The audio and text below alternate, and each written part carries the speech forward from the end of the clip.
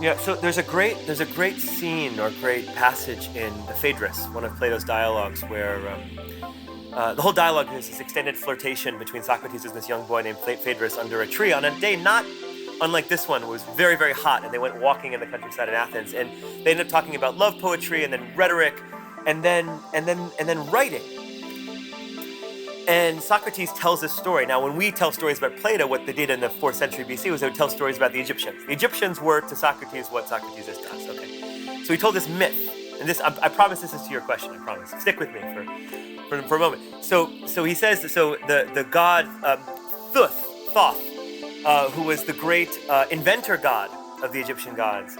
He comes to Horus, to the chief god, and he says, "I've made this great invention," and it's a pharmacon. He uses the word pharmacon, which where we get our word pharmaceutical. So it's this magical medicine, and I call it writing.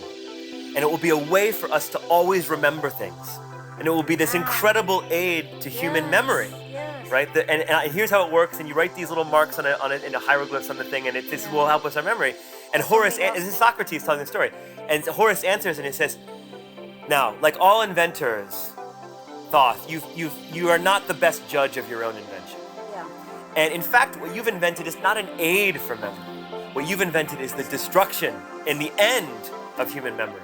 That when people use this device called writing, they will cease to remember, and they will put this instead on the page."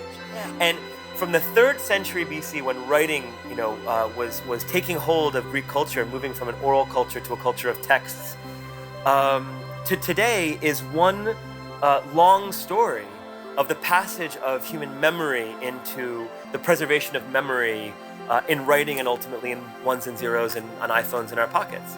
And what the questions that Plato raises are questions we've never answered about what it means to hold memory on a device in your pocket or on the internet versus having something really, truly in your mind. And I don't want to go back to the 3rd century BC. I like being able to, if I can't remember that Yeats poem, to call it up in my pocket and be able to read it in front of a Sappho or Shakespeare.